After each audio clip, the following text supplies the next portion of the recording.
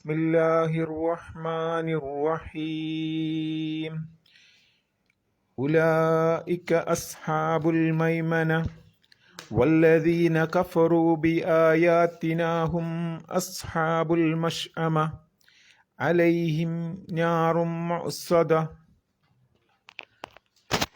أعوذ بالله من الشيطان الرجيم. بسم الله الرحمن الرحيم. أولئك أصحاب الميمنة والذين كفروا بآياتنا هم أصحاب المشأمة عليهم نار موصدة.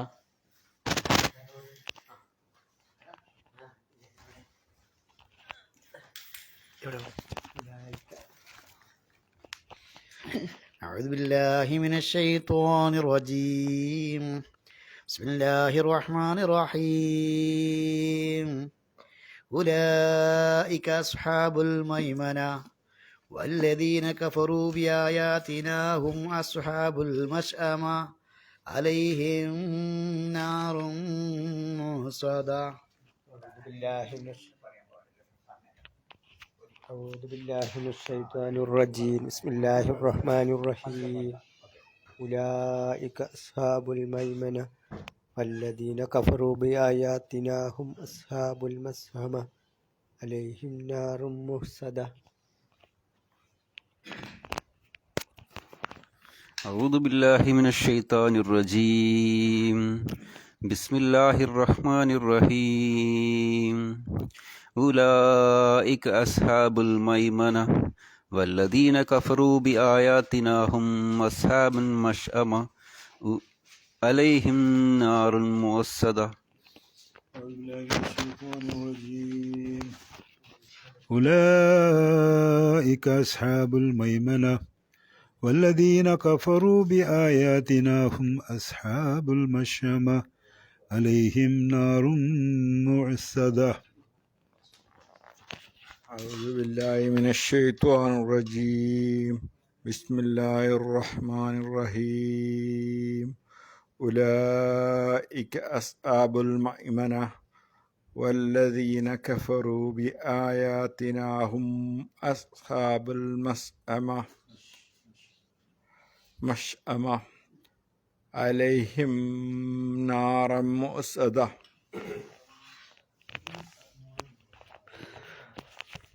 بسم الله الرحمن أعوذ بالله من الشيطان الرجيم. بسم الله الرحمن الرحيم.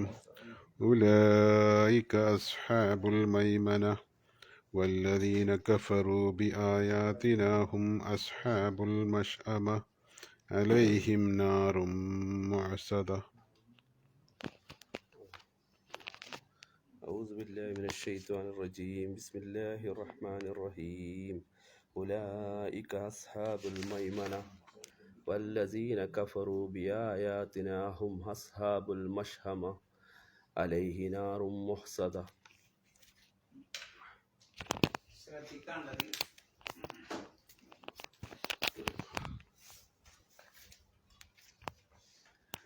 ഒന്ന്, ആ തലയെക്കെട്ടുള്ള അംസ ഉ ആ കണ്ടില്ല നിങ്ങൾ, ഇതേപോലുള്ള അത് എന്ത് ചെയ്യണം?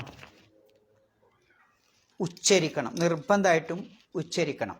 അപ്പം ഊ എന്ന് പറയണം. ഉലായിക്ക, ലാ നീട്ടണം. എത്ര? 4 മുതൽ 5, 6 കതിർ വരെ നീട്ടണം. പിന്നെ അസ്ഹാബു അ ഉച്ചരിക്കണം, ഖത്തേൻ്റെ അംസയാണ്. അതാണ് ആ തലക്കെട്ടുള്ള അംസ എന്ന് ഞാൻ പറഞ്ഞത്. പിന്നെ അപ്പോൾ ഓതേണ്ടത് ഉലായിക അസ്ഹാബുൽ മൈമന. മൈമന, അയാ വ്യക്താക്കണം, മൈമന. പിന്നെ വല്ലദീന, അവിടെയും കാണാം ഒരു അലിഫ്, പക്ഷെ എന്തില്ല, അയിമൽ എന്താ ഉള്ളത്? സ്വാദാണ്. സ്വാദ് മുറിച്ചിട്ടതാ. അപ്പം അതിൻ്റെ അർത്ഥം ഉച്ചാരണം കൂട്ടി ഓതുമ്പോൾ ഉച്ചാരണം ഉണ്ടാവില്ല, അല്ലെങ്കിൽ ഉച്ചാരണം ഉണ്ടാവും. കൂട്ടി ഓതുമ്പോൾ ഉച്ചാരണം ഉണ്ടാവില്ല, അല്ലെങ്കിൽ ഉച്ചാരണം ഉണ്ടാവില്ല. അപ്പോൾ എങ്ങനെ ഓതണം? വല്ലദീന, അപ്പോൾ ഉച്ചാരണം ഉണ്ടാവില്ല. നിങ്ങൾ സ്റ്റാർട്ട് ചെയ്യുകയാണെങ്കിൽ എന്തുണ്ടാവും? അല്ലദീന, അൽഹംദു പറയും പോലെ. പിന്നെ കഫറു, അവിടെയും കാണാം ഒരു അലിഫ്. കഫറു കഴിഞ്ഞിട്ട് ഇങ്ങനെ ഒരു അലിഫ് കാണാം, ഒരു സുക്കൂനുള്ള അല്ലേ. കഫറു എന്നില്ലേ ഖുറാനിൽ ഉണ്ട്, പക്ഷെ നമ്മൾ എന്ത് ചെയ്യണില്ല, ഇങ്ങനെ വട്ട 0 രൂപത്തിലുള്ള അത് വന്നാൽ അലിഫുമ്മൽ വന്നാൽ അതിന് ഉച്ചാരണം ഉണ്ടാവില്ല. കഫറു എന്നേ പറയുള്ളൂ, കഫറു എന്ന് പറയില്ല. പിന്നെ ബി ആയാത്തിന, അവിടെയും കാണാൻ അലിഫ്, അതിമേൽ ഒന്നുമില്ല, അത് നഗ്നമാണ് ഉണ്ടോ. അപ്പോൾ ഒരു ഹംസ ഈ രൂപത്തിൽ, മറ്റൊന്ന് ഇങ്ങനെ, മറ്റൊന്ന് മുദവ്വറായ സുക്കൂന്, മറ്റൊന്ന് നഗ്നമായത്, ഒന്നുമില്ല. ഇങ്ങനെ വന്നാൽ എന്തുണ്ടാവും, ഒന്നിക്ക് നീട്ടാനാവും അല്ലെങ്കിൽ അകാരമാക്കാനാവും. നീട്ടാനും വരും, ഇങ്ങനെ അകാരമാക്കാനും വരും. അകാരമാക്കാൻ എവിടെ വരുന്നത്, ഇപ്പോൾ ഉദാഹരണമായിട്ട് സ്വലാത്ത് എന്നൊക്കെ നമ്മൾ ജക്കാത്ത് എന്ന് എഴുതുക, ജക്കാത്ത് എന്ന് എഴുതുമ്പോൾ ഇങ്ങനെ എഴുതുക, കണ്ടില്ല നിങ്ങൾ, സ്വലാത്ത് എന്ന് എഴുതുമ്പോൾ ഇങ്ങനെ എഴുതുക, വാവ് ഉണ്ടാവും, അതിൻ്റെ മുകളിലൊരു അലിഫ് ഉണ്ടാവും. അപ്പോൾ ഈ വാവിനെ അലിഫായി ഉച്ചരിക്കണം എന്ന് കാണിക്കാനാണ് ഇങ്ങനെ ഇടുന്നത്. അങ്ങനെയും വരും, പിന്നെ നീട്ടാനും വരും. ആയാത്തിന എന്നുള്ളിടത്ത് നീട്ടാൻ പറ്റും. 1, 2, 3, 4 രൂപത്തിലുള്ള അലിഫിൻ്റെ ഇതിപ്പോൾ നമ്മൾ പഠിച്ചു. പിന്നെ ബി ആയാത്തിന, അവിടെ നീട്ടാനാണ്, 2 കതിറേ നീട്ടാവൂ. പിന്നെ ഹും അസ്ഹാബു, ഉച്ചരിക്കണം, ഹും അസ്ഹാബുൽ മൈമന, ഹും അസ്ഹാബുൽ മഷ്അമ, ആദ്യത്ത് മൈമന, രണ്ടാമത്ത് മഷ്അമ. അവിടെ ഹും എന്ത് ചെയ്യണം, ആ മീമിനെ മണിക്കാനൊന്നും പാടില്ല, ഹും എന്ന് പറയാൻ പാടില്ല എന്നർത്ഥം. പിന്നെ അതേപോലെ തന്നെ അലൈഹിം, അവിടെ അലൈഹിം പറയാൻ പാടില്ല, കാരണം ഇൽഹാറാണ് അവിടെ ചെയ്യേണ്ടത്. അപ്പോൾ ഓതേണ്ടത് അലൈഹിം നാറും സ്വദ, അവിടെ നാറുൻ ഇല്ല തെൻവീൻ, നാറുന്നില്ല തെൻവീനെ മീമിലേക്ക്, ഈ തെൻവീനിനെ മീമിലേക്ക് ചേർത്ത് ഇദ്ഗാം ചെയ്ത് പറയണം. അപ്പം നാറും സ്വദ, നാറും സ്വദ. ആയത്തെ എല്ലാവരും കൂടി ഒന്ന് ഓതി വയ്ക്കാൻ. ഉലായിക്ക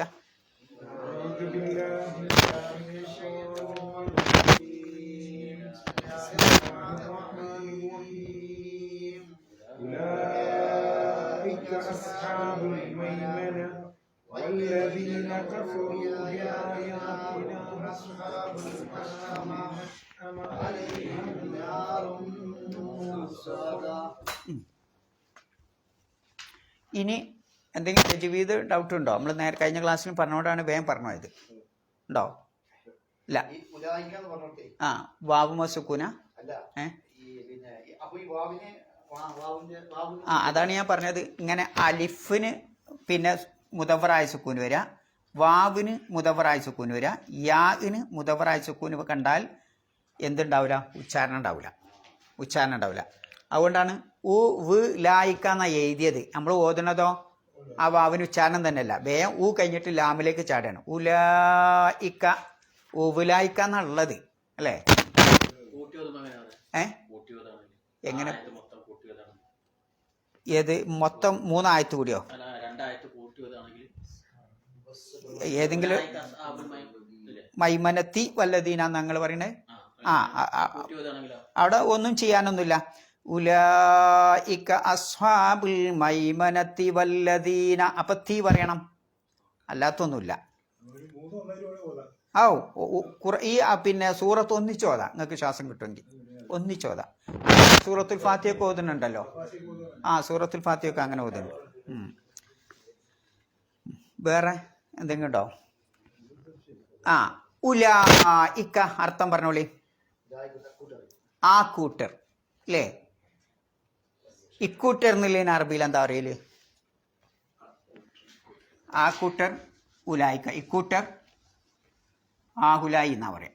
ഹുലായി, ഹുലായി.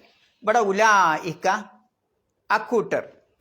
അസ്ഹാബുൽ മൈമന, അസ്ഹാബ് എന്ന് പറഞ്ഞാൽ ആളുകൾ, മൈമന വലതിൻ്റെ ആളുകളാണ് എന്ന് പറഞ്ഞാൽ വലത് പക്ഷക്കാരാണ്. വല്ലദീന കഫറു, വല്ലദീന യാതൊരു കൂട്ടർ, കഫറു അവർ അവിശ്വസിച്ചിരിക്കുന്നു, നിഷേധിച്ചിരിക്കുന്നു, ബി ആയാത്തിന നമ്മുടെ ആയത്തുകളിൽ അവിശ്വസിച്ചവരാരോ അവർ, ഹും അവർ തന്നെയാണ് അസ്ഹാബുൽ മഷ്അമ ഇടതുപക്ഷക്കാർ. അസ്ഹാബ് പറഞ്ഞാൽ ആളുകൾ, മഷ്അമ ഇടതിൻ്റെ ആളുകൾ, ഇടതും വലതും ഒക്കെ പറഞ്ഞുതരാം കേട്ടോ. അലൈഹിം അവരുടെ മേലുണ്ട് നാറുൻ തീ, മുസദ മൂടപ്പെട്ട തീയുണ്ട് എന്നുള്ളതാണ്. റിവേഴ്സ് എടുത്ത് വരിക. ഉലായിക്ക അക്കൂട്ടർ എന്ന് പറയണമെങ്കിൽ ആ കൂട്ടരെ സംബന്ധിച്ച് നമ്മൾ നേരത്തെ എന്തോ പറഞ്ഞിട്ടുണ്ട് അല്ലേ? ആരാണ് ആ കൂട്ടർ? അതെ, വലതുപക്ഷക്കാർ. ആ വലതുപക്ഷക്കാർ അക്കൂട്ടർ എന്ന് പറയണമെങ്കിൽ, അവർ എന്ന് പറയണമെങ്കിൽ അവരെ നമ്മൾ മുമ്പ് പരിചയപ്പെട്ടിട്ടുണ്ടല്ലോ അല്ലേ? ഞാനിപ്പോൾ ഇങ്ങനെ ഇയാൾ എന്ന് പറയണമെങ്കിൽ അയാളെ മുമ്പ് ഞാൻ പരിചയപ്പെട്ടിട്ടുണ്ട്. അവൻ, ഇവൻ എന്നൊക്കെ പറയണമെങ്കിൽ അഥവാ പ്രോണൗൺ പറയണമെങ്കിൽ അതിൻ്റെ മുമ്പ് ആ പ്രൗണ ആരാണെന്ന് നമ്മൾ അറിയും അല്ലേ? അതേപോലെ ഉലായിക്ക അക്കൂട്ടർ ആരാണ് ആ കൂട്ടർ? അപ്പം പിന്നിലേക്ക് പോകണം. ആരാണത്? അല്ലദീന ആമനു വതവാസൗ ബിസ്സബ്രി വതവാസൗ ബിൽ മർഹമ. ഈ 3 ക്വാളിഫിക്കേഷനുള്ള ആളുകൾ, അതാണ് ആ കൂട്ടർ എന്ന് പറയുന്നത്. വിശ്വസിച്ചവർ, സഹനം ക്ഷമ കൊണ്ട് പരസ്പരം ഉപദേശിച്ചവർ, പിന്നെ കാരുണ്യം കൊണ്ട് പരസ്പരം ഉപദേശിച്ചവർ. ഈ 3 ക്വാളിഫിക്കേഷനും ഉള്ളവരാരോ അവർ, അതാണ് ഉലായിക്ക അല്ലേ? അതിൽ നമ്മൾ വതവാസൗബി സബറൊക്കെ വതവാസൗബിൽ മർഹമൊക്കെ പഠിച്ചു. പിന്നെ വതവാസൗബിൽ മർഹമ എന്ന് പറയുന്നിടത്ത് പ്രവാചകൻ സല്ലല്ലാഹു അലൈഹി വസല്ലമയുടെ മർഹമത്തിനെ പറ്റിയാണ് നമ്മൾ കഴിഞ്ഞ ആഴ്ച കുറേ വിശദീകരിച്ച്. അതിൽപ്പെട്ട ഒരു സംഭവമാണ്, ഒരിക്കൽ നബി സല്ലല്ലാഹു അലൈഹി വസല്ലമയുടെ കാലഘട്ടത്തിൽ മദീന പള്ളിയിൽ ഒരു അറാബി വന്നു. അറാബി എന്നിട്ട് എന്ത് ചെയ്തു? പള്ളിയിൽ അങ്ങോട്ട് മൂത്രയിച്ചു. അപ്പം സ്വാഭാവികമായും സഹാബത്തൊക്കെ പാടെ ഒരുമിച്ച് കൂടി. എന്തിന്? അയാളെ ഉപദ്രവിക്കാൻ വേണ്ടി. മൂത്രയിച്ച് പള്ളിയിലാണല്ലോ. നബി സല്ലല്ലാഹു അലൈഹി വസല്ലം ഇത് കണ്ട ഉടനെ തന്നെ എന്താ പറഞ്ഞത്? ദഉ, അയാളെ വിട്ടേക്ക്, അയാൾ മൂത്രയിക്കട്ടെ. എന്നിട്ട് മൂത്രയിച്ച് കഴിഞ്ഞിട്ട് അയാൾ മൂത്രയിച്ച ഭാഗത്ത് ഒരു ബക്കറ്റ് വെള്ളം കൊണ്ടുവന്ന് നിങ്ങൾ ഒഴിക്കൂ. അന്ന് ഇതേപോലുള്ള സ്ഥലമല്ല, അന്ന് മണലാണല്ലോ അല്ലേ? ഒരു ബക്കറ്റ് വെള്ളം ഒഴിക്കൂ എന്ന് പറഞ്ഞു. എന്നിട്ട് നബി അവിടെ പഠിപ്പിക്കുന്നുണ്ട്. ഇങ്ങനെ കയർക്കാൻ വേണ്ടി വന്ന സഹാബത്തിനെ നബി പഠിപ്പിക്കുകയാണ്. ഇന്നമാ ബുഇസ്തും മുയസ്സിരീൻ, നിങ്ങൾ ആളുകൾക്ക് എളുപ്പമുണ്ടാക്കാനാണ് നിങ്ങളെ നിയോഗിച്ചിട്ടുള്ളത്. നിങ്ങൾ ആളുകളെ പ്രയാസപ്പെടുത്താനല്ല നിങ്ങളെ നിയോഗിച്ചിട്ടുള്ളത് എന്ന് പ്രവാചകൻ സല്ലല്ലാഹു അലൈഹി വസല്ലമ ആ സഹാബത്തിനെ പഠിപ്പിക്കുന്നുണ്ട്. അതിൽ നമുക്ക് പഠിക്കാനുള്ള പാഠം വതവാസൗ ബിസ്സബ്ർ വതവാസൗ ബിൽ മർഹമ. പ്രവാചകൻ സല്ലല്ലാഹു അലൈഹി വസല്ലമയുടെ കാരുണ്യം എത്രയാണ് അല്ലേ?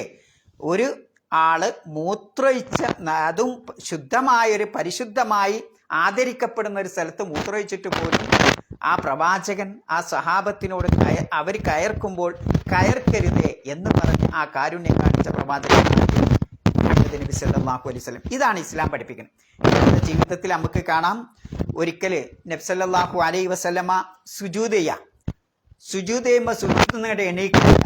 കാരണം എന്താ? തോള് കയറി എന്ന് പറയുന്ന നബിയുടെ മകളുടെ പേരക്കുട്ടികൾ, നബിയുടെ പേരക്കുട്ടികൾ, മകളെ മക്കൾ എന്ന് പറഞ്ഞാൽ പേരക്കുട്ടികൾ തോളിലിങ്ങനെ കയറി ആ പെരടിയിൽ ഇങ്ങനെ കയറി ഇരിക്കുന്നുണ്ട്.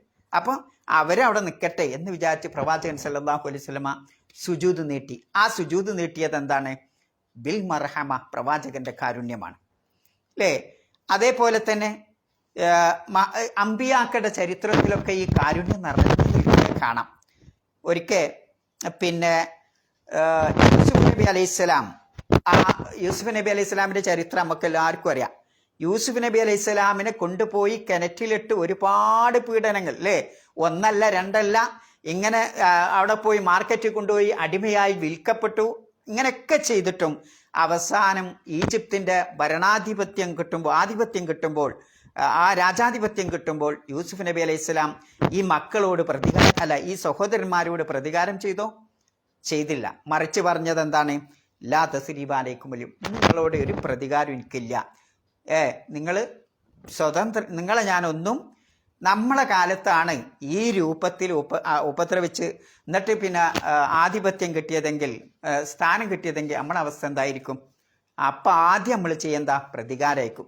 ആ പ്രതികാരം ഇവിടെ ചെയ്തു. അപ്പം ഈ രൂപത്തിൽ പിന്നെ ബന്ധപ്പെട്ടവരോട്, സഹപാഠികളോടും തൻ്റെ ആശ്രിതരോടുമൊക്കെ ആ രൂപത്തിൽ കാരുണ്യം കാണിച്ചവരായിരുന്നു പ്രവാചകന്മാരും ഒഴികെ, പ്രത്യേകിച്ചും പ്രവാചകൻ സല്ലല്ലാഹു അലൈഹി വസല്ലം. ഇതാണ് ഇസ്ലാം പഠിപ്പിക്കുന്നത്. അപ്പം ഈ ഒരു സ്വഭാവം, കാരുണ്യം, ക്ഷമ, വിശ്വാസം, ഇതുള്ള കൂട്ടർക്കാണ് എന്ത് പറയുന്നത്? ഉലായിക്ക. ആ കൂട്ടർ എന്നിട്ട് പറയുന്നത് എന്താ? അസ്ഹാബുൽ മൈമന. എന്താ ഈ അസ്ഹാബ് എന്ന് പറയുന്നത്? അസ്ഹാബ് എന്താ? അസ്ഹാബ് അതിൻ്റെ ഏകവചനം എന്താ? സ്വഹാബി അല്ലേ? സ്വഹാബി എന്നാണ് അതിൻ്റെ ഏകവചനം. സ്വഹാബി. അസ്ഹാബ്, സ്വഹാബി. നബി സഹാബത്തുർ റസൂൽ എന്നൊക്കെ നിങ്ങൾ കേട്ടില്ലേ? നബി സല്ലല്ലാഹു അലൈഹി വസല്ലമയുടെ സ്വഹാബിമാർ. അപ്പം എന്താ ഈ സ്വഹാബി എന്ന് പറയുന്നതും സദീഖ് എന്ന് പറയുന്നതും അഹ്ല്? ശരിക്ക് ഹും അസ്ഹാബുൽ മൈമന എന്നാണല്ലോ ഖുർആൻ ഉപയോഗിച്ചത്. ഹും അഹ്ലുൽ മൈമന, മൈമനത്തിന്റെ അഹ്ലാണ് എന്നുള്ള ഏറ്റവും ഫിറ്റ്. ഇപ്പം നമ്മളൊക്കെ അറബി പറയുകയാണെങ്കിൽ അഹ്ല് എന്നാ പറയാ. എന്താ ഈ അഹ്ല് പറഞ്ഞാൽ? ആളുകൾ അല്ലേ? കുടുംബം അല്ലെങ്കിൽ അവരുടെ ആളുകൾ, മൈമനത്തിന്റെ ആളുകൾ. പക്ഷെ ഖുർആൻ അഹ്ല് ഉപയോഗിച്ചില്ല. മറിച്ച് ഖുർആൻ ഉപയോഗിച്ച പദം അസ്ഹാബ്, സഹാബി എന്നുള്ള പദമാണ്. എന്തേ സഹാബി എന്നുള്ള പദം ഉപയോഗിക്കാനുള്ള കാരണം? എന്തായിരിക്കും അതിൻ്റെ സൂത്രം? സ്വഹാബിയാകുമ്പോൾ ആ സ്വഭാവം, ഇപ്പൊ പ്രവാചകന്റെ സ്വഹാബി എന്ന് പറയുന്നത് പ്രവാചകനെ വിട്ട് അവർ പോല തുടർച്ചയായി പ്രവാചകനെ അനുഗമിച്ചു കൊണ്ടിരിക്കും. എന്ന് പറഞ്ഞാൽ ആ പ്രവാചകൻ പഠിപ്പിച്ച പാഠങ്ങൾ അവർ ജീവിതത്തിൽ നിന്ന് അകറ്റി നിർത്തൂല. അത് ജീവിതത്തിൽ ഇങ്ങനെ എന്തുണ്ടാവും? ആ പറയുന്ന പാഠങ്ങളും പിന്നെ പ്രവാചകൻ പറഞ്ഞ പാഠങ്ങൾ ജീവിതത്തിൽ ഇങ്ങനെ അനുവർത്തിച്ചു കൊണ്ടേയിരിക്കും. ഒരിക്കലും അത് ഒഴിവാക്കുന്ന ഒരു സംഗതി വരൂല. അങ്ങനത്തെ ആളുകൾക്കാണ് എന്ത് പറയാ? സ്വഹാബി എന്ന് പറയുന്നത് എന്നുള്ളതാ. അപ്പം സ്വഹാബി എന്ന് പറയുമ്പോൾ അതിലെന്തുണ്ടാവും? ഒരു മുലാസമത്ത് ഉണ്ടാവുന്ന. മുലാസമത്ത് പറഞ്ഞാൽ സ്ഥിരമായി ആ കാര്യം ചെയ്തുകൊണ്ടിരിക്കുന്ന ആളാണ്. ഇപ്പം ഇയാളിൻ്റെ സദീഖാണ്, ഇയാളിൻ്റെ സ്വഹാബിയാണ്, ഇയാളിൻ്റെ അഹിലാണ് എന്ന് പറയുമ്പോൾ എന്താ? നിങ്ങളൊക്കെ എൻ്റെ സദീഖുമാരാണ് അല്ലേ? അല്ലെങ്കിൽ എൻ്റെ കുടുംബക്കാരാണ്, കരീബാണ്, അഖരിബ ആണ്, അവരിൻ്റെ അഹിലാണ് എന്ന് പറയുന്നത് തമ്മിലുള്ള വ്യത്യാസം എന്താ? സ്വഹാബി എന്ന് പറയുമ്പോൾ ഞാൻ ചെയ്യുന്നത് പോലെ എൻ്റെ കൂടെ എപ്പോഴും ഉണ്ടാവുന്ന ഒരവസ്ഥ ഉണ്ടാവും. ദായിമായിട്ട് എൻ്റെ കൂടെ ഉണ്ടാവും. അങ്ങനെയുള്ള ആൾക്ക് എന്ത് പറയുള്ളൂ? സ്വഹാബി. എന്നാൽ എന്നൊന്നും ഉണ്ടാവില്ല, എപ്പോഴെങ്കിലുമൊക്കെ കാണും. അയാൾക്ക് എന്താ പറയാ? റഫീഖ് അല്ലെങ്കിലോ പിന്നെ സദീഖ്. ഇങ്ങനെയുള്ള പദപ്രയോഗമാണ് വിശുദ്ധ ഖുർആൻ ഉപയോഗിക്കുന്നത്. അപ്പം അസ്ഹാബ് എന്ന് പറഞ്ഞെടുത്ത് തന്നെ എന്തുണ്ട്? അതിൽ വലിയ ഒരു പാഠം ഉണ്ട്. പിന്നെ പറയാം മൈമന. എന്താ ഈ മൈമന? യുംന് എന്ന പദത്തിൽ നിന്നാണ് ഇതുണ്ടായത്. ഒന്ന് മൈമനത്ത് എന്നുള്ളതിൻ്റെ വേര് യാ, പിന്നെ മീമ്, നൂന്. അതിന് യുംന് എന്ന് പറയാം. മറ്റൊന്ന് യമീൻ എന്ന് പറയാം.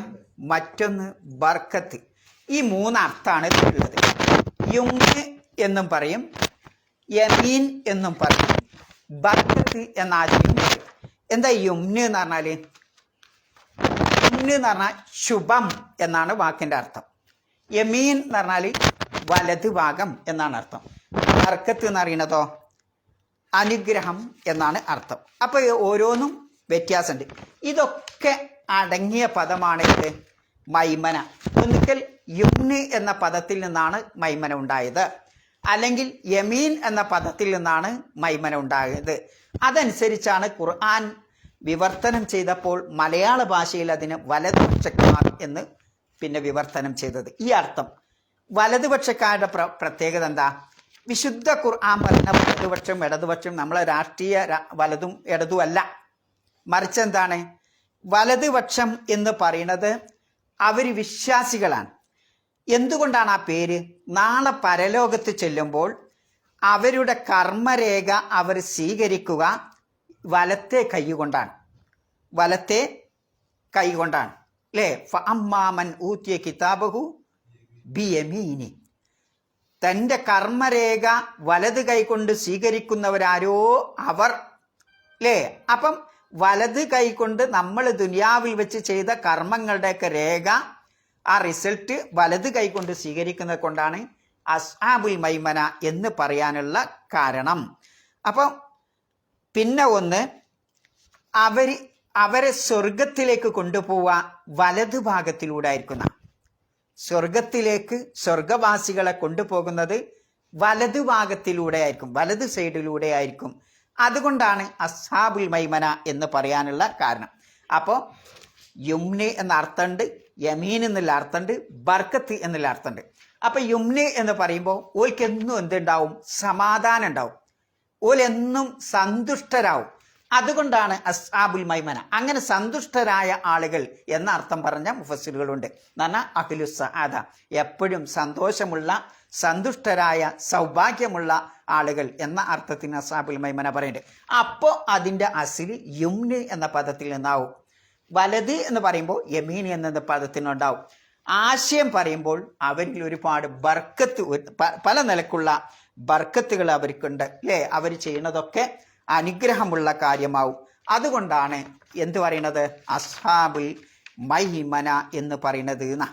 പിന്നെ അറബി ഭാഷ പരിശോധിച്ചാൽ തന്നെ പിന്നെ മൈമന എന്ന്, പിന്നെ യമീൻ വലത് ഭാഗം എന്ന് പറയുന്നത് അറബി ഭാഷയിൽ അനുഗ്രഹത്തിനും നന്മക്കുള്ള ഒരു പ്രതീകമാണ്.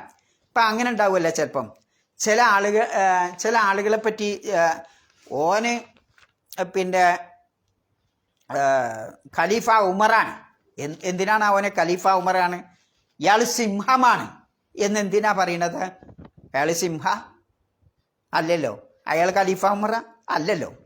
ഖലീഫ ഉമറിൽ എന്തൊരു സ്വഭാവമാണോ ഉണ്ടായിരുന്നത് ആ സ്വഭാവമൊക്കെ ഉൾക്കൊള്ളുന്ന ആളാണ്, നീതിമാനാണ് എന്ന് പറയാനാണ്, ധീരതയുള്ളവനാണ് എന്ന് പറയാൻ ചിലപ്പോൾ ഖലീഫ ഉമർ എന്ന് പറയും.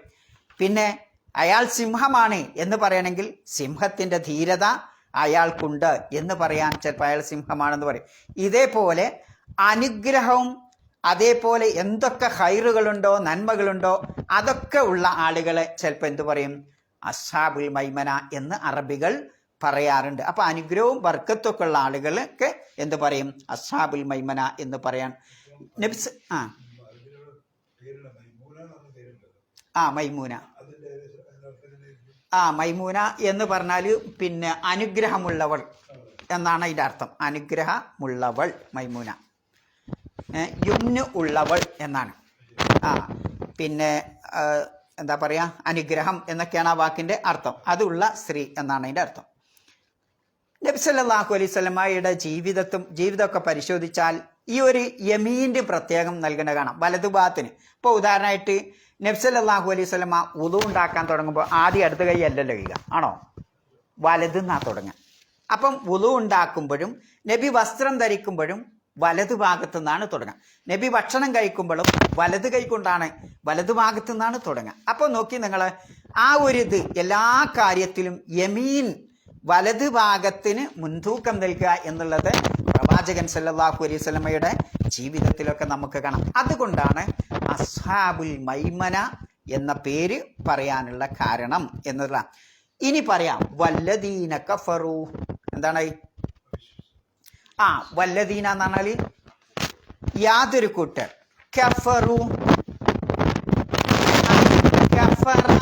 ഇനി നോക്കിയോളിട്ടോ, അവിടെ ഒരു സൂത്രമുണ്ട്. വല്ലദീന കഫറു,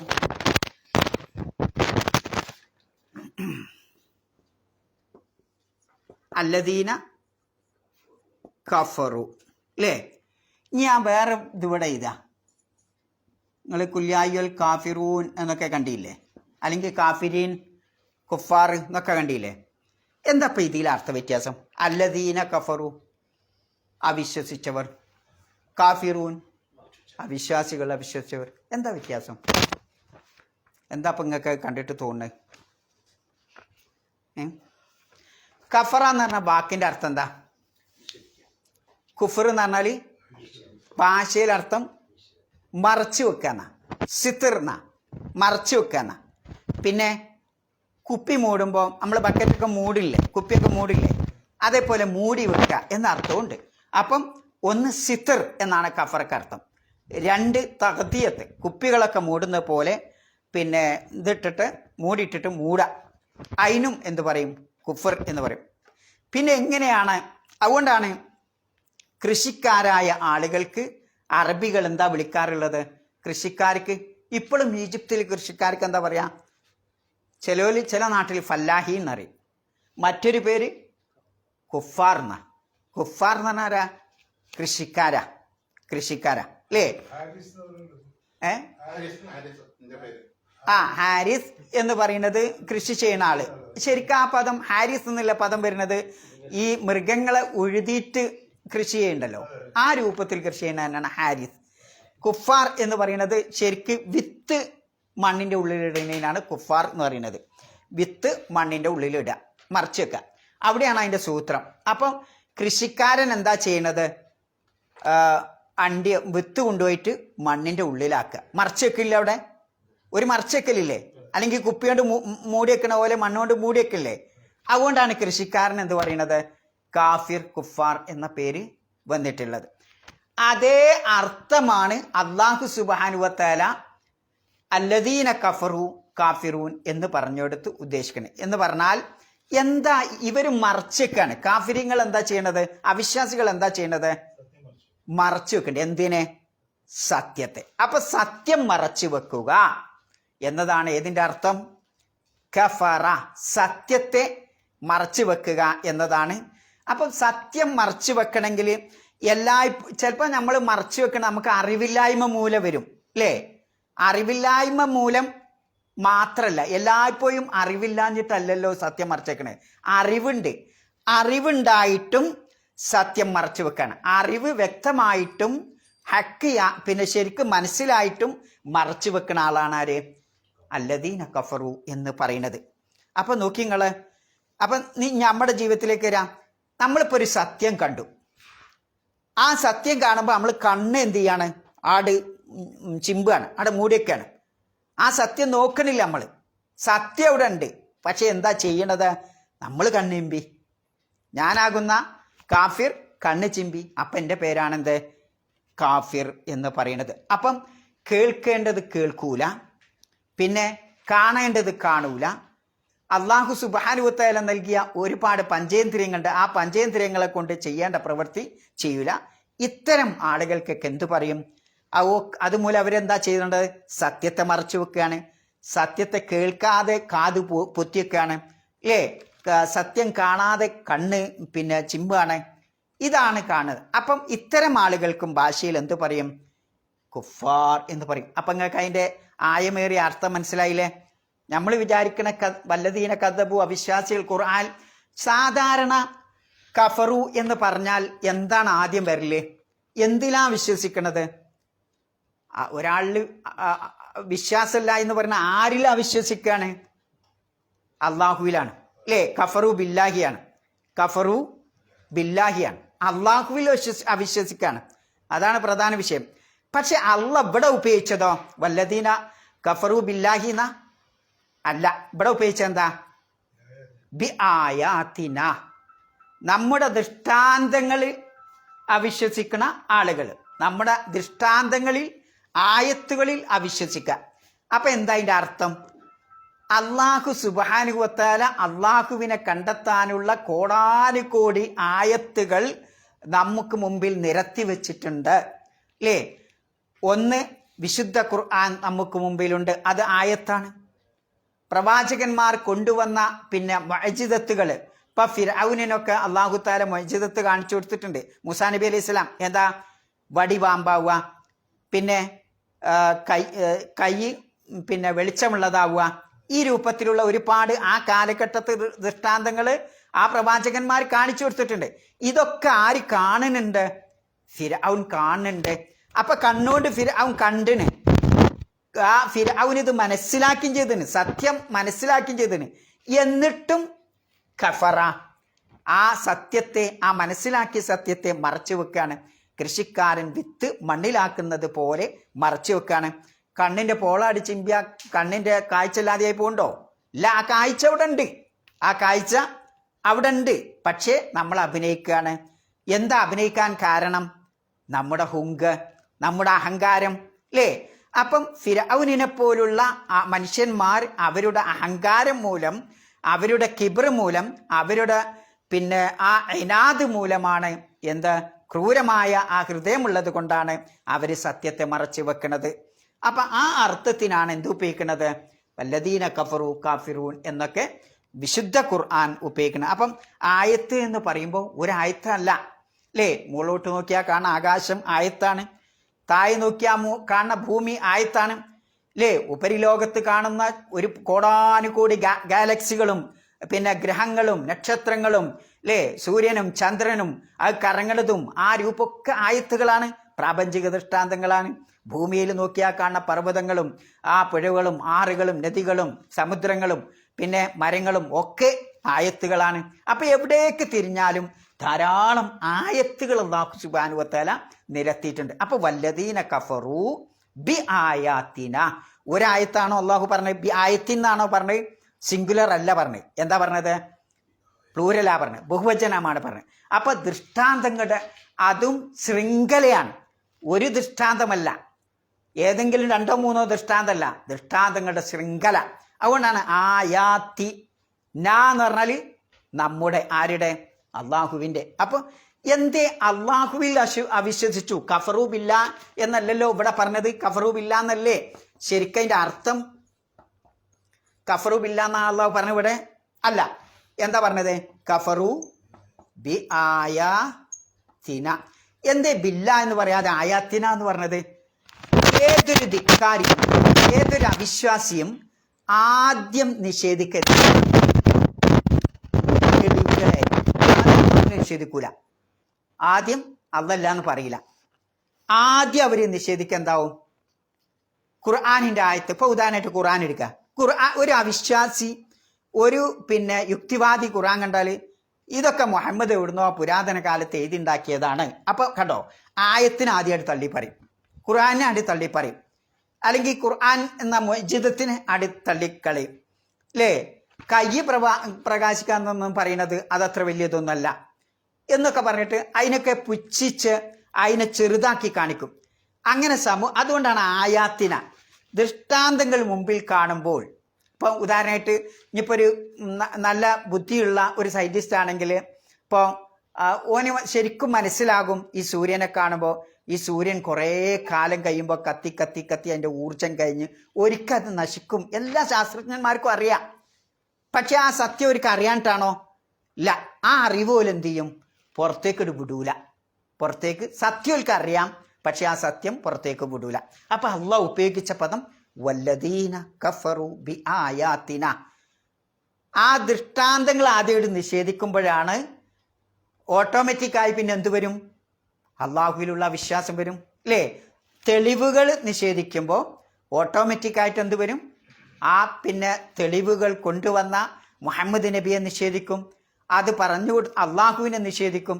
അതുകൊണ്ടാണ് ആയാത്തിന എന്ന് അള്ളാഹു സുബ്ഹാനഹു വ തആല ഇവിടെ എടുത്തു പറഞ്ഞ. നിങ്ങൾക്ക് പിടുത്തം കിട്ടിയതിന്റെ സൂത്രം അപ്പൊ വല്ലദീന കഫറു ബി ആയാത്തിന എന്ന് പറഞ്ഞതിലുള്ള പിന്നെ സൂത്രത. ഏത് പ്രവാചകന്മാരാവട്ടെ, ഏത് കാലഘട്ടത്തിലുള്ള വേദഗ്രന്ഥങ്ങളാവട്ടെ, തെളിവുകൾ നിരത്താതെ ഒരു സമൂഹത്തെയും അല്ലാഹു തആല ഒഴിവാക്കിയിട്ടില്ല അല്ലേ? ഏത് കാലഘട്ടത്തിലുള്ള തെളിവാണ് ആകാശവും ഭൂമിയും രാവും പകലും മരണം. നിങ്ങളൊന്ന് ആലോചിക്ക്, മരണം ഏറ്റവും വലിയ തെളിവാണ് നമ്മളെ മുമ്പിലുള്ളത്. ഇത്രയൊക്കെ പിന്നെ ഉന്നത എഡ്യൂക്കേറ്റഡ് ആയ ആളുകൾ, ശാസ്ത്രജ്ഞന്മാർ ഇന്നും പഠനം നടത്തിയിട്ട് മരണത്തെ പിടിച്ചു വെക്കാൻ നമുക്ക് സാധിക്കുന്നുണ്ടോ? ഏതെങ്കിലും ഒരു മനുഷ്യന് സാധിക്കുന്നുണ്ടോ? എത്ര വലിയ ഹോസ്പിറ്റലിൽ കൊണ്ടുപോയാൽ സാധിക്കുന്നുണ്ടോ? ഇല്ല. ഏറ്റവും വലിയ ദൃഷ്ടാന്തമാണ്, ആയത്താണ് ഇത്. എന്ത്? മരണം. അപ്പം ഈ മരണത്തെ എല്ലാവർക്കും ഉറപ്പല്ലേ മരണം എന്നുള്ളത്. പക്ഷെ അതിനെ നിഷേധിക്കുന്നുണ്ടോ? ഇല്ല. അതിനെ ഒളിപ്പിച്ചു വെക്കും. ആ സംഗതിയൊക്കെ പറയുമ്പോൾ വഴി മാറിപ്പോകും. ഇതാണ് എന്ത് ചെയ്യണത്?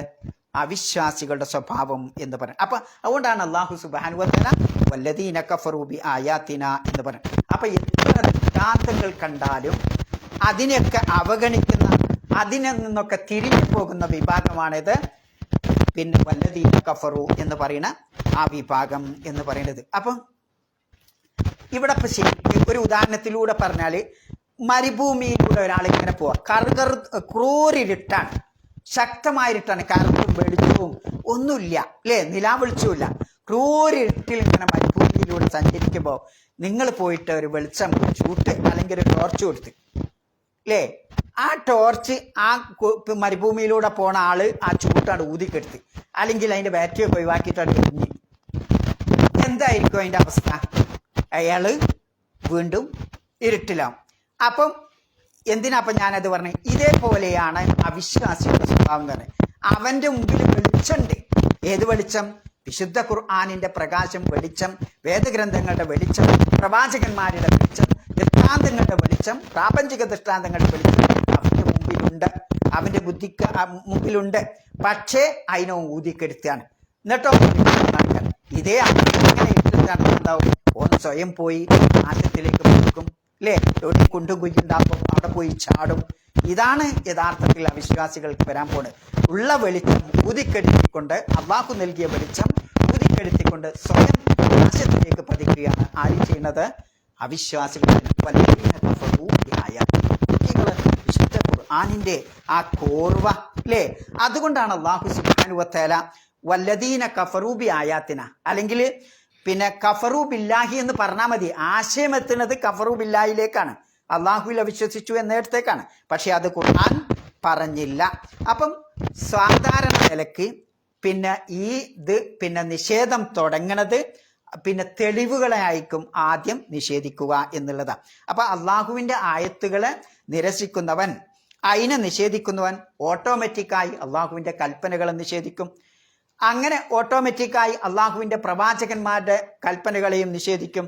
അവസാനം എന്തെത്തും? അള്ളാഹുവിലുള്ള അവിശ്വാസത്തിലേക്ക് വന്നെത്തും. അതാണ് ഫിർഔനും കൂട്ടർക്കുമൊക്കെ സംഭവിച്ചിട്ടുള്ളത് എന്നതാണ് വിശുദ്ധ ഖുർആൻ പറയുന്നത്. ഇനി ഞാൻ നേരത്തെ പറഞ്ഞല്ലോ അല്ലദീന കഫറു കാഫിറൂൻ അല്ലെങ്കിൽ കാഫിരീൻ എന്ന് പറഞ്ഞാൽ എന്താണ് അതിലുള്ള അർത്ഥവ്യത്യാസം എന്നും കൂടി നമ്മൾ പഠിക്കേണ്ടത്. എന്താ അതിലുള്ള അർത്ഥവ്യത്യാസം? അതിലുള്ള അർത്ഥവ്യത്യാസം എന്താ? ഇനി നോക്കിയോളിട്ട് നിങ്ങൾ, ഇനി കുറച്ചൊരു ചെറിയതാ. കഫറ എന്ന് പറഞ്ഞ വാക്കിന്റെ അർത്ഥം എന്താ? കഫറ കഫറ മൂടി വെച്ചു. അത് ഇനി ഒരു പിന്നെ കഫറ എന്ന് പറഞ്ഞാല് അവിശ്വസിച്ചു അല്ലെങ്കിൽ മൂടി വെച്ചു എന്തായിക്കോട്ടെ. അവിശ്വസിച്ചു എന്ന് പറയുമ്പോൾ എന്താണ്? എന്താ? ഒരു വെർബാണ് അല്ലേ, വെർബാണ്. കാഫിർ എന്ന് പറയുമ്പോഴോ നൗണാണ് അല്ലേ. ഇത് ഒരു വെർബാണ്, ഇത് നൗണാണ്. ഇവിടെ അല്ലദീന വന്നപ്പോ അല്ലെങ്കിൽ അല്ലദീ വന്നു കൂട്ടിക്ക, അല്ലദീ കഫറ, അവിശ്വസിച്ചവൻ ആരോ അവൻ, അവിശ്വസിച്ചവൻ, അതിനല്ലേ കാഫിറും അല്ലേ. എന്താ ഇപ്പൊ ഈ അല്ലദീന കഫറു എന്ന് പറയുന്നതും കാഫിറൂന എന്ന് പറഞ്ഞിട്ടുള്ള മറ്റൊരു സൂത്രം? അല്ലദീന കഫറ എന്ന് പറയുമ്പം ആ അവിശ്വാസം അവനിങ്ങനെ പുതുക്കിക്കൊണ്ടിരിക്കുന്നുണ്ട്. അവിടെ ഇവിടെ ഒരു ആക്ഷൻ ഉണ്ട്, ഒരു ക്രിയ ഉണ്ട് ഇവിടെ. ആ ക്രിയ ഇങ്ങനെ ആവർത്തിച്ചു കൊണ്ടിരിക്കുന്നുണ്ട്. മറ്റേതോ കാഫിർ എന്ന് പറയുമ്പോൾ കുഫ്ർ എന്ന സ്വഭാവം ഉള്ളവനാണ് അവൻ എന്നാണ് അതിൻ്റെ അർത്ഥം. കാഫിർ എന്ന് പറയുമ്പോൾ കുഫ്ർ എന്ന് നിങ്ങൾക്ക് മനസ്സിലാവേണ്ടത്. കാഫിർ എന്ന് പറയുമ്പോൾ ആ ഒരു ഗുണം, ഏത്? കുഫ്ർ എന്ന ഗുണം ഉള്ളവൻ. ആദിൽ എന്ന് പറഞ്ഞാൽ എന്താ? നീതിമാൻ, നീതി എന്ന സ്വഭാവം ഉള്ളവൻ, ആ ഓനിലുണ്ട്. ഇവിടെ അതേ അർത്ഥം തന്നെയാണ് മലയാളത്തിൽ അല്ലദീന കഫറു എന്ന് പറയുന്നതും. പക്ഷെ വ്യത്യാസം എന്താന്ന് ചോദിച്ചാൽ അല്ലദീന കഫറു എന്ന് പറയുമ്പോൾ ആ അവിശ്വാസം എന്ന പ്രവർത്തനം ഒരിക്കലല്ല, അതിങ്ങനെ വീണ്ടും വീണ്ടും വീണ്ടും ഓനിലിങ്ങനെ ഉണ്ടായി. ഇന്നുള്ള അവിശ്വാസമല്ല, നാളെ എന്തിനുണ്ട്? ആ വിശ്വാസത്തിന് വേറെ മാറ്റം വരുന്നുണ്ട്, മറ്റന്നാൾ വേറെ മാറ്റം വരുന്നുണ്ട്, പിന്നെ വേറെ മാറ്റം വരുന്നുണ്ട്. കാലത്തിനനുസരിച്ച് ഓരോ തെളിവുകളും കൊണ്ടുവന്നിട്ട് അതിനെങ്ങനെ മാറ്റം വരുത്തും. അപ്പൊ വിശുദ്ധ ഖുർആൻ 1400 അധികം വർഷങ്ങൾക്ക് മുമ്പ് മുഹമ്മദ് നബി സല്ലല്ലാഹു അലൈഹി വസല്ലമക്ക് പഠിപ്പിച്ച ഈ പ്രയോഗത്തിൽ ഓരോ കാലഘട്ടത്തെ കുഫാറുകൾ ഓരോ രൂപത്തിലുള്ള പുൽക്കൊടികളുമായിട്ട് വരും എന്ന് ഏതിൽ തെളിവുണ്ട്? അല്ലദീന കഫറു എന്ന് പറയുന്ന ആ പ്രയോഗത്തിന്റെ അകത്തളത്തിലുണ്ട് എന്നാണ് ഞാൻ പറഞ്ഞു വരുന്നത്. മനസ്സിലാവുണ്ടോ? നബിന്റെ കാലഘട്ടത്തിൽ കൊണ്ടുവന്ന തെളിവാണോ ഇന്നിപ്പോൾ ഉള്ള ആളുകൾ കൊണ്ടുവരുന്നത്? അല്ല. അപ്പം അല്ലതി അങ്ങനെ തെളിവ് അവർക്ക് എന്തുണ്ടാവും, അവിശ്വസിക്കാനുള്ള ഒരുപാട് തെളിവുകളുമായിട്ട് ഇങ്ങനെ മാറ്റി മാറ്റി പുതുക്കി കൊണ്ടുവരും. കാഫിർ എന്ന് പറയുമ്പോൾ ഉള്ള ഒരു സ്വഭാവം, കുഫ്രി എന്ന ആ സ്വഭാവം നേരത്തെ എന്താണോ ഉണ്ടായിരുന്നത് അത് ഉള്ളവൻ എന്നാണ്. മനസ്സിലായോ? അപ്പം അതാണ് നമ്മൾ മലയാളത്തിൽ വിവർത്തനം ചെയ്യുമ്പോൾ അവിശ്വസിച്ചവർ കുല്യായുൽ കാഫിറൂൻ, അവിശ്വസിച്ചവരെ അവിടും അവിശ്വസിച്ചവർ എന്നാണ് മലയാളത്തിൽ വിവർത്തനം. പക്ഷെ അതിൻ്റെ സൂത്രം അതിൽ എന്തുണ്ട്, ഒരു ടെക്നിക്ക് ഉണ്ട് എന്ന് പറയാനാണ് ഇപ്പം ഞാൻ അത്രയും പറഞ്ഞത്. അപ്പം ഇത് നമ്മൾ മനസ്സിലാക്കേണ്ട ഒരിതാണ്. പിന്നെ അല്ലദീന കഫറു ബി ആയാത്തിന, പിന്നെന്താണ്, ഹും അസ്ഹാബുൽ മശ്അമ അല്ലേ, ഹും അവർ എന്താണ്, അസ്ഹാബ് നമ്മൾ നേരത്തെ വിശദീകരിച്ചു അല്ലേ. അപ്പം ആ ഒരു സ്വഭാവം അവിടെ എന്തുണ്ട്, അസ്ഹാബ് എന്ന് പറയുമ്പം ഒരു വിട്ടുപിരിയാത്ത ബന്ധം ഉണ്ടാവണം. അസ്ഹാബ് എന്ന് പറയുമ്പോൾ ഒരു മുലാസമത്ത് ഉണ്ടാവണം. അതേപോലെ തന്നെ സ്ഥിരമായ സഹവാസം ഉണ്ടാവണം. അങ്ങനെയുള്ള ഒരാൾക്ക് എന്ത് പറയുള്ളൂ, അസ്ഹാബ് എന്ന് പറയുള്ളൂ. ആ സ്ഥിരമായ സഹവാസം ഇല്ലാത്ത, പിന്നെ ഇടയ്ക്കിടയ്ക്ക് പിരിഞ്ഞു പോവുകയാണെങ്കിൽ അതിനെന്ത് പറയില്ല, അസ്ഹാബ് എന്ന് പറയില്ല എന്ന്. അപ്പം നന്മയുടെ മാർഗത്തിൽ സ്ഥിരമായിട്ട് ഇങ്ങനെ ഓടണം, ആ റൂട്ടിൽ ഇങ്ങനെ ഓടുന്ന ആൾക്ക് എന്ത് പറയുള്ളൂ, അസ്ഹാബുൽ മൈമന. തിന്മയുടെ റൂട്ടിൽ സ്ഥിരമായിട്ട് ഇങ്ങനെ ഓടുന്ന ആൾക്കാണ് എന്ത് പറയാ, അസ്ഹാബുൽ മശ്അമ. കണ്ടങ്ങൾ, ആ സ്ഥിരത വേണം, മുലാസമത്ത് വേണം. എപ്പോഴെങ്കിലുമൊക്കെ ഒരു നന്മ ചെയ്യുക, ഓൻ എന്ത് പറയില്ല, അസ്ഹാബുൽ മൈമന പറയില്ല അല്ലേ. ജീവിതത്തിലൊക്കെ എപ്പോഴെങ്കിലുമൊക്കെ തെറ്റ് ചെയ്തോന് എന്ത് പറയില്ല, അസ്ഹാബുൽ മശ്അമ എന്ന് പറയില്ല. അപ്പോൾ വ്യത്യാസമുണ്ട്. ആ മുലാസമത്ത് അവിടെ ഉണ്ടാവണം എന്നതിൽ നമ്മെ പഠിപ്പിക്കുന്നുണ്ട്. അപ്പം അസ്ഹാബുൽ മൈമന എന്ന് പറയുന്നത് ഒരു ഉദാഹരണത്തിലൂടെ ഒരാൾ ദീർഘയാത്ര ചെയ്യാണ് അല്ലേ, ഭയങ്കര അതിശക്തമായ ചൂടുണ്ട്, വിശപ്പുണ്ട്, അതേപോലെ തന്നെ അയാൾക്ക് ഭയമുണ്ട്, ഏതെങ്കിലും കൊള്ളക്കാർ ബ്രാഞ്ച് എടുക്കുമോ എന്നൊക്കെ ഭയമുണ്ട്. അങ്ങനെയുള്ള ഒരു യാത്രയിൽ അയാൾ പിന്നെ അയാളുടെ ലക്ഷ്യസ്ഥാനത്തെത്തിയാൽ അയാൾക്ക് കിട്ടാൻ പോകുന്നത് പിന്നെ വലിയ കൊട്ടാരം പോലുള്ള വലിയ താമസ സൗകര്യമാണ്. ഇങ്ങനെയുള്ള ഒരു ഉദാഹരണം. ഇപ്പം ദുനിയാവ് എന്ന് പറയുന്നത് ഒരുപാട് അക്കബാത്തുകൾ, നമ്മൾ നേരത്തെ അക്കബാത്ത് വിശദീകരിച്ചല്ലോ. ദുനിയാവ് ഒരുപാട് പിന്നെ മലമ്പാതകൾ കടക്കേണ്ടതാണ്. അങ്ങനെ കടന്ന് സഞ്ചരിച്ച് അവസാനം എത്തി കൊടുക്കാം സ്വർഗം ആകുന്ന ആ കൊട്ടാരത്തേക്കാണ്. അങ്ങനെയുള്ളവർക്കാണ് എന്ത് പറയാം, അസ്ഹാബുൽ മൈമന എന്ന് പറയുന്നത്. എന്നാൽ ആ ദുനിയാവിലെ എല്ലാ സുഖവും അനുഭവിച്ച് എല്ലാം പിന്നെ ഒരു പ്രയാസമില്ലാതെ ജീവിച്ച് എല്ലാത്തിനും നിഷേധിച്ചെന്ന അതിൻ്റെ പേരാണത് അസ്ഹാബുൽ മശ്അമ എന്ന് പറയുന്നത്. അപ്പോൾ അസ്ഹാബുൽ മൈമനയും അസ്ഹാബുൽ ഇതും വ്യത്യാസമുണ്ട് എന്നർത്ഥം. അപ്പോൾ മറ്റൊരു ഭാഷയെ പറഞ്ഞാൽ വിശുദ്ധ ഖുർആൻ അസ്ഹാബുൽ മൈമന എന്ന് പറയുന്നത് ഈ സ്വഭാവമുള്ളവരാണ്. ഒന്ന് ആമനു, വിശ്വാസം വേണം. പിന്നെ വത്തവാസൗ ബിസ്സബ്ർ, ക്ഷമ കൊണ്ട് പരസ്പരം കൽപ്പിക്കണം. 3 വത്തവാസൗ ബിൽ മർഹമ, ഈ 3 സ്വഭാവമുള്ളവരാണ്. അങ്ങനെയുള്ള ആളുകൾക്ക് എന്തുണ്ടാവും, 2 പ്രധാനപ്പെട്ട ക്വാളിഫിക്കേഷൻ ഉണ്ടാവും. ഒന്ന്, സത്യവിശ്വാസം ഉണ്ടാവും. അള്ളാഹുവിൻ്റെ സൃഷ്ടിജാലങ്ങളോട് എന്തുണ്ടാവും, മർഹമത്തും ഉണ്ടാവും, കാരുണ്യം കാണിക്കും. അത് മനുഷ്യരോട് മാത്രമല്ല മനുഷ്യരല്ലാത്തവരും ഉണ്ടാവും എന്നുള്ളതാണ്. മഹാനായ അബൂബക്കർ റളിയല്ലാഹു അൻഹു കാലഘട്ടത്ത് നബി സല്ലല്ലാഹു അലൈഹി വസല്ലം മരിച്ചല്ലോ. അപ്പോൾ നബി സല്ലല്ലാഹു അലൈഹി വസല്ലം മരിച്ചു എന്നുള്ള വാർത്ത കേട്ടപ്പോൾ എല്ലാവരും എന്ത് ചെയ്ത്, ആകെ പെടയാൻ തുടങ്ങി, ആകെ വിയർത്തു അല്ലേ. അബൂബക്കർ റളിയല്ലാഹു അൻഹു അവിടെ നിന്നിട്ട് എന്ത് പറഞ്ഞു, മൻ കാന യഅ്ബുദു മുഹമ്മദൻ ഫഇന്ന മുഹമ്മദൻ ഖദ് മാത്. ആരാണോ മുഹമ്മദ് നബി സല്ലല്ലാഹു അലൈഹി വസല്ലമയെ ആരാധിക്കുന്നത്, ആ മുഹമ്മദ് നബി മരിച്ചിട്ടുണ്ട്. വമൻ കാന യഅ്ബുദുല്ലാഹ്, ആരാണോ അള്ളാഹുവിനെ ആരാധിക്കുന്നത്, ഫഇന്നല്ലാഹ ഹയ്യുൻ ലാ യമൂത്ത്, അള്ളാഹു ഒരിക്കലും മരിക്കൂല, എന്നെന്നും ജീവിക്കുന്നവനാണ് എന്ന് അവിടെ ഉറച്ചു നിന്ന് പറയാൻ ആർക്ക് സാധിച്ചു, മഹാനായ അബൂബക്കർ റളിയല്ലാഹു അൻഹു. ഇതാണ് അസ്ഹാബുൽ മൈമന എന്ന് പറയുന്നത്. ഈ ഒരു കാര്യത്തിൽ തെറ്റാതെ ശരിയായ പാന്താവിലൂടെ ഉറച്ചു നിന്ന്, എത്ര പ്രതിബന്ധങ്ങൾ വന്നാലും ഉറച്ചു നിന്ന് പറയാൻ സാധിക്കുന്നവർക്കാണ് എന്ത് പറയാം, അസ്ഹാബുൽ മൈമന എന്ന് പറയുന്നത് എന്നുള്ളതാണ്. അതേപോലെ അവർക്കുണ്ടാവുന്ന മറ്റൊരു സ്വഭാവമാണ് സമ്പത്ത് ചെലവഴിക്കുമ്പോൾ ദരിദ്ര നാരായണന്മാർക്കും സമൂഹത്തിലെ ളുഅഫാക്കളായ ആളുകൾക്കും ഒക്കെ അവർ സഹായിക്കുകയും ചെയ്യും. അതൊക്കെ അതിൻ്റെ ഇതാണ്. നബി സല്ലല്ലാഹു അലൈഹി വസല്ലം പറഞ്ഞൊരു ഹദീസിൽ കാണാം, 7 ആളുകൾക്ക് നാളെ ഹർഷിൻ്റെ തണലേകും, ആ തണലില്ല എന്ന് പറഞ്ഞാൽ 7 വിഭാഗം ആളുകളും അല്ലേ.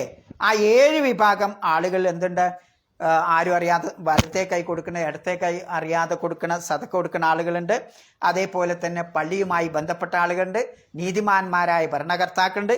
ഇങ്ങനെ പറഞ്ഞ ഈ 7 ആളുകളും ഏത് വിഭാഗത്തിൽപ്പെട്ടതാണ്? അസ്ഹാബുൽ മൈമന എന്ന വിഭാഗത്തിൽ പെട്ടതാണ് എന്ന് വിശുദ്ധ ഖുർആൻ പഠിപ്പിക്കുന്നുണ്ട് എന്നുള്ളതാണ്. അപ്പോൾ അതാണ് ഇന്ന് നമുക്ക് പഠിക്കാനുള്ളത്. ഇനി അടുത്ത ആയത്ത് എന്താ? അലൈഹിം നാറുൻ മുഅ്സദ. എന്തായിരുന്നു അതിൻ്റെ അർത്ഥം? അലൈഹിം അവരുടെ മേലുണ്ട് എന്താ ഉള്ളത്? നാറുണ്ട്. മുഅ്സദ അവിടെ നമുക്ക് പഠിക്കാനുള്ളത് ഈ തീയിൻ്റെ പ്രത്യേകത. അല്ലാഹു തആല പറഞ്ഞ നരകത്തിൻ്റെ പ്രത്യേകത എന്ന് പറയുന്നത് അത് അവരെങ്ങനെ ആവരണം ചെയ്തുകൊണ്ടിരിക്കുന്ന, ഒരിക്കലും എന്തുണ്ടാവില്ല, ഇപ്പം അടുത്ത് കുറച്ച് ഞാൻ രക്ഷപ്പെടാം എന്ന് പറയുന്ന ഒരു പ്രതീക്ഷക്ക് വക ഉണ്ടാവില്ല എന്ന്. അതുകൊണ്ടാണ് അതിനെ മുഅ്സദ എന്ന് പറയുന്നത്. നമ്മളിപ്പം തീ കത്തുന്ന ഒരു റൂമിൽ നമ്മളെ കൊണ്ടുപോയിട്ടാട്ട് വാതിലൊക്കെ അടിച്ചാട്ട് പോയാൽ എന്തായിരിക്കും ഉണ്ടാവുക? നമ്മളതിൽ കത്തിയരിഞ്ഞ് മരിക്കില്ല. ദുനിയാവിലാണെങ്കിൽ പരലോകത്ത് എന്തുണ്ടാവില്ല? മരണം ഉണ്ടാവില്ല. അപ്പം ഈ രൂപത്തിൽ മാനസികമായും ശാരീരികമായുള്ള പീഡനത്തിനാണ് എന്ത് പറയുന്നത്? അലൈഹിം നാറുൻ മുഅ്സദ. അള്ളാഹ് അവിടെ ഉപയോഗിച്ച് അലൈഹിം എന്ന പദമാണ്. അവർക്ക് മുകളിലുണ്ട് എന്ന് പറയുമ്പോൾ അതിന് 2 അർത്ഥമാണുള്ളത്. ഒന്ന് അവരുടെ മേൽ, രണ്ടാമത്തത് അവരെ ചുറ്റിപ്പറ്റി. ഈ 2 അർത്ഥത്തിനും അലൈഹിം എന്ന അറബി ഭാഷയിൽ പറയാറുണ്ട് എന്നുള്ളതാണ്. പിന്നെ നാറുൻ എന്ന് എന്നാണ് അല്ലാഹു തആല നെക്കിറയായിട്ടാണ് പറഞ്ഞത്. എന്താ ഈ നെക്കിറ എന്ന് പറഞ്ഞാൽ? നിശ്ചിതമല്ലാതെ അനിശ്ചിതമായ രൂപത്തിലുള്ള വാക്കാണ് അല്ലാഹു തആല ഉപയോഗിച്ചത്. അത് എന്തിനാണ് അങ്ങനെ പറഞ്ഞത്? അതിൻ്റെ ഗൗരവത്തെ, അതിൻ്റെ ഭീകരത, നരകത്തിൻ്റെ ഭീകരത കാണിക്കാനാണ് നാറുൻ എന്ന ആ പദപ്രയോഗം അല്ലാഹു തആല ഉപയോഗിച്ചിട്ടുള്ളതെന്നാണ്. അതുകൊണ്ട് റസൂലുള്ളാഹി സ്വല്ലല്ലാഹു അലൈഹി വസല്ലം പറയുന്ന ഒരു ഹദീസ് കാണാം, നാറുക്കും ഹാദിഹി, ദുനിയാവിലെ നിങ്ങൾ കത്തിക്കുന്ന ഈ തീയ്, ജുസ്ഉം മിൻ 70 ജുസ്അം മിൻ നാരി ജഹന്നം, നാളെ പരലോകത്ത് ആ ജഹന്നമിൻ്റെ ആ തീയിൻ്റെ 70 ഒരു ഭാഗം മാത്രമാണ് ഇന്ന് ദുനിയാവിൽ നിങ്ങൾ കാണുന്ന തീയ് എന്ന് റസൂലുള്ളാഹി സ്വല്ലല്ലാഹു അലൈഹി വസല്ലം പഠിപ്പിക്കേണ്ടത്. അപ്പം ആ നാറുൻ എന്ന് പിന്നെ 2 ലൊമ്പിട്ടിട്ട് പറയാനുള്ള കാരണം, അതിന് അറബി പറയാം നെക്കിറ എന്നാ. അങ്ങനെ പറയാനുള്ള കാരണം അതിൻ്റെ ഭീകരതയും അതിൻ്റെ മഹത്വവും കാണിക്കുവാനാണ് എന്നുള്ളതാണ്. ശബ്ദം കൊടുത്തോ? മതി. നാറുൻ മുഅ്സദ. എന്താ ഈ മുഅ്സദ എന്ന് പറഞ്ഞാൽ? മൂടപ്പെട്ട് ഒരു പാത്രത്തിന് മുകളിൽ മൂടുന്നത് പോലെ മൂടണേന് എന്ത് പറയും? മുഅ്സദ എന്ന വാക്ക് പറയാറുണ്ട്. മറ്റൊന്ന് എല്ലാ നിലക്കും ബന്ദോബസ്താക്കിയാൽ എന്തുണ്ടാവും? ഒരു നിലക്കും രക്ഷപ്പെടാൻ സാധിക്കാത്ത രൂപത്തിലുള്ള അവസ്ഥക്കാണ് എന്ത് പറയുന്നത്? മുഅ്സദ എന്ന് വിശുദ്ധ ഖുർആൻ പറയുന്നത്. അത് കുറച്ച് വിശദീകരിക്കാനുള്ളതാണ്. ഇപ്പോൾ ഒരു ഉദാഹരണം പറയുകയാണെങ്കിൽ, ഒരാൾ പിന്നെ തീ പിടിച്ച വീട്ടിലാണ് കയറിയാൽ ആ എല്ലാ വാതിലും കൊട്ടി അടച്ചാൽ, ജനവാതിലൊക്കെ കൊട്ടി അടച്ചാൽ അയാൾക്കായിരുന്നു ഓടി രക്ഷപ്പെടാൻ കഴിയില്ല. ഒരിക്കലും രക്ഷപ്പെടാൻ കഴിയില്ല. കാരണം രക്ഷപ്പെടുമ്പോഴൊക്കെ തീ അതിൻ്റെ ചുറ്റുമാണ്, ആ പുകയും തീയുമാണ് അയാളെ കാണാം. ഈ അവസ്ഥക്കാണ് എന്ത് പറയുന്നത്? മുഅ്സദ എന്ന് പറയുന്നത്. അപ്പം പരലോകത്തെ ആ ശിക്ഷ അതിനേക്കാൾ ഭീകരമാണ് എന്ന് കാണിക്കാനാണ് നാറും മുഅ്സദ എന്ന് പറയുന്നത്. അത് മതി അല്ലേ? സുബ്ഹാനക്കല്ലാഹുമ്മ ബിഹംദിക അശ്ഹദു അല്ലാ ഇലാഹ ഇല്ല അൻത അസ്തഗ്ഫിറുക വ അത്തൂബു ഇലൈക്.